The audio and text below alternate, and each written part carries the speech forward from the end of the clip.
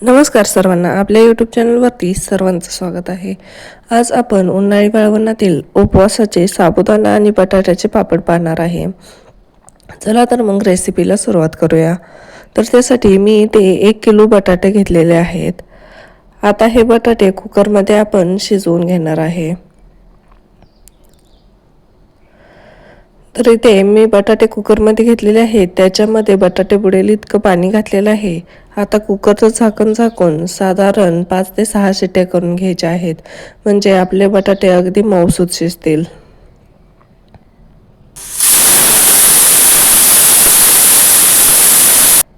इथे कुकरच्या 6 शिट्ट्या झालेल्या आहेत. आता कुकर थंड करून घेऊया.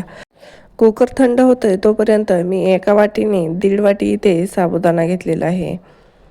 वजनी प्रमाणात म्हणाल तर साधारण 300 ग्रॅम इतका मी साबुदाणा इथे घेतलेला आहे.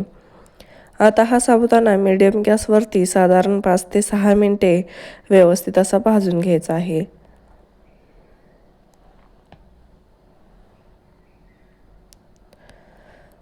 साबुदाणा खमंग भाजला की थोडासा पहिल्यापेक्षा फुलतो आणि त्याचा हलकासा रंग देखील चेंज होतो.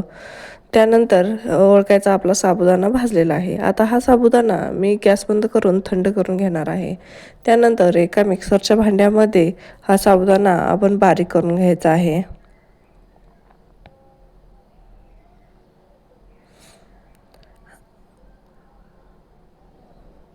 अशा पद्धतीनं मी त्या साबुदाण्याची पावडर करून घेतलेली आहे. याच पद्धतीनं आपण त्या सर्व साबुदाण्याची पावडर करून घ्यायची आहे. इथे मी सर्व त्या साबुदाण्याची पावडर करून घेतलेली आहे. आता ही साबुदाण्याची पावडर एकदम बारीक झालेली नाही, अधूनमधून थोडेसे कण मोठे राहिलेले आहेत, त्यामुळे हा साबुदाण्याची पावडर आपण चाळून घ्यायची आहे. आता मी दुसऱ्या एका भांड्यामध्ये असं चाळणीने चाळून घेणार आहे.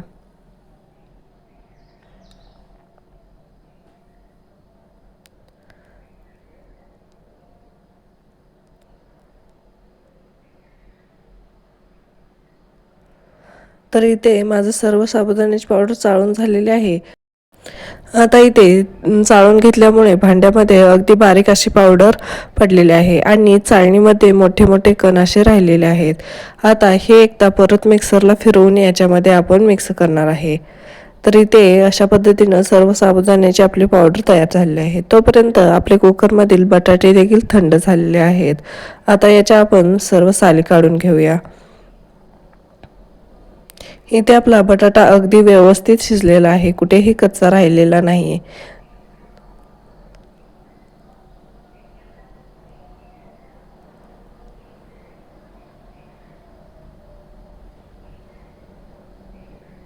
तर इथे माझ्या सर्व बटाट्याच्या साली सोलून झालेल्या आहेत.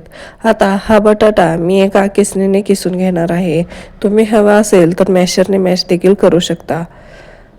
किसणीने किसल्यामुळे अगदी एकसारखा किसला जातो, याच्यामध्ये अजिबात बटाट्याच्या गाठी वगैरे राहत नाहीत. म्हणून मी हा सर्व बटाटा किसणीने किसून घेतलेला आहे.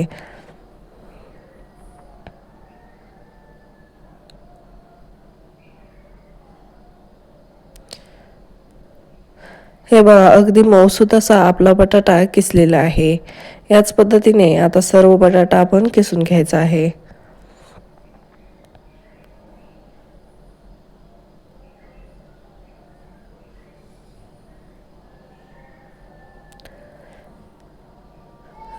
तर इथे माझा सर्व बटाटा किसून तयार झालेला आहे. आता आपण याच्यामध्ये ॲड करणार आहोत, जे अगोदर आपण साबुदाण्याचं पीठ करून घेतलं होतं ते पीठ याच्यामध्ये घालायचं आहे. आता हे साबुदाण्याचं पीठ घातल्यामुळे आपल्या बटाट्याला व्यवस्थित असं बाइंडिंग येतं. त्यानंतर चवीनुसार मीठ घालायचं आहे. मी ते 1.5 चमचा मीठ घातलेलं आहे.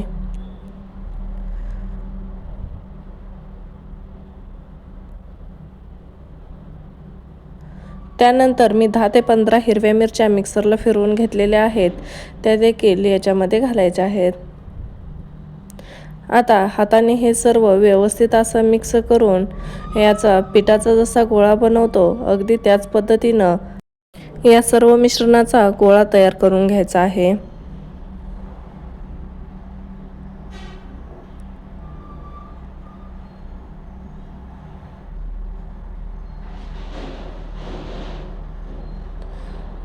तर व्यवस्थित असं मिक्स करून याच्यामध्ये जरा देखील पाण्याचा वापर न करता अगदी बटाटा आणि साबुदाण्याच्या पिठामध्ये हे व्यवस्थित असं मळून घेतलेलं आहे।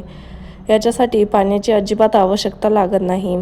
आता ह्या घट्टसर गोळा मळून तयार झाल्यानंतर आपण हा गोळा मोदकाच्या चाळणीमध्ये ठेवायचा आहे।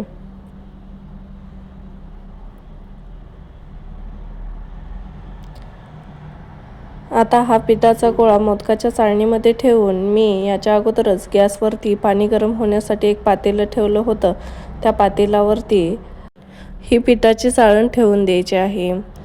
आता सुरुवातीला एक 5 मिनिटे हाय फ्लेमवरती गॅस ठेवायचा, त्यानंतर मीडियम गॅसवरती साधारण 15 मिनिटे हे पीठ वाफवून घ्यायचं आहे। त्यामुळे जो साबुदाण्याचा करकरीतपणा आहे तो व्यवस्थित शिजेल आणि आपलं पीठ देखील अगदी मऊसूत असं होईल। आता 15 मिनिटांनंतर आपले हे पीठ अगदी व्यवस्थित असं वाफरलेलं आहे।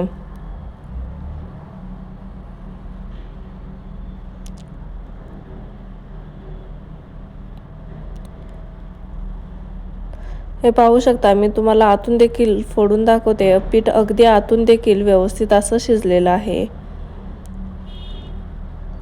आता गॅस बंद करायचा आहे आणि चाळण खाली घेऊन थंड करून एका ताटामध्ये हे पीठ काढून घ्यायचं आहे।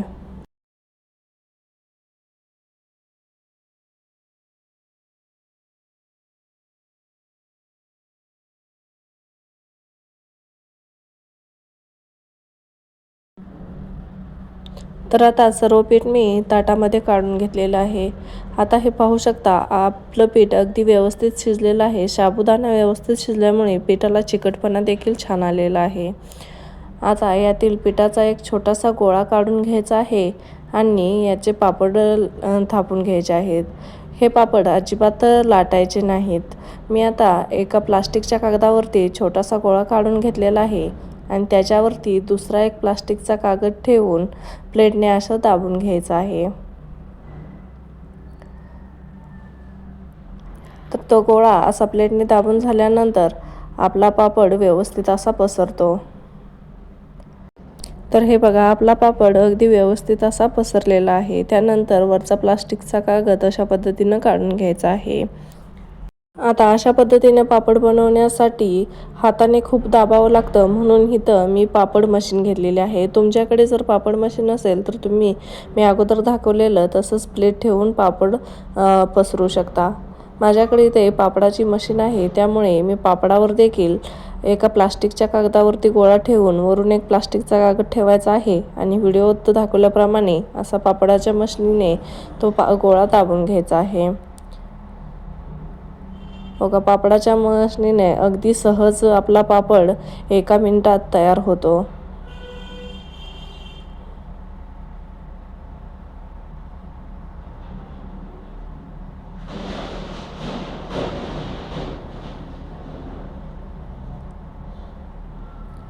यानंतर मी बाकीचे देखील पापड याच पद्धतीने पापड मशीनीवर सर्व करून घेतलेले आहेत।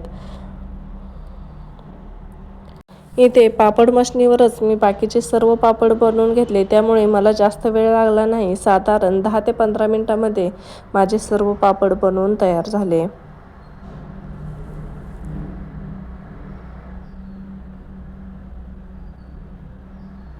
तर इथे पाहू शकता, इथे माझे त्या पिठाचे सर्व पापड बनवून तयार झालेले आहेत। आता मी 1 दिवस फॅनखाली हे सुकवून घेणार आहे। त्यानंतर 2 दिवस कडक उन्हामध्ये हे पापड वाळवून घ्यायचे आहेत।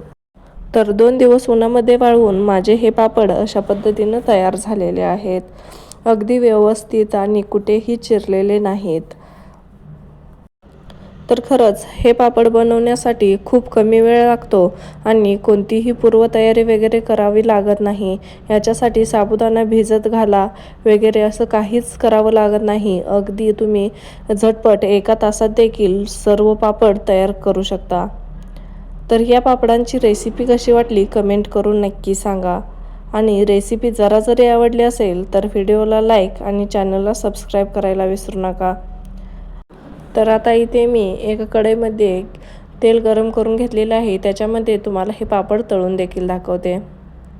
तेल व्यवस्थित असं गरम झालं की याच्यामध्ये आपण हे पापड तळून घ्यायचे आहेत.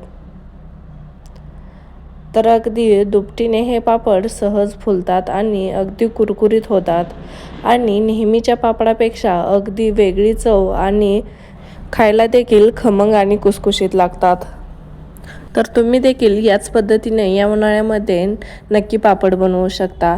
तर अशा पद्धतीने माझ्या इथे सर्व पापड तळून तयार झालेले आहेत. अगदी कुरकुरीत असे आपले पापड झालेले आहेत.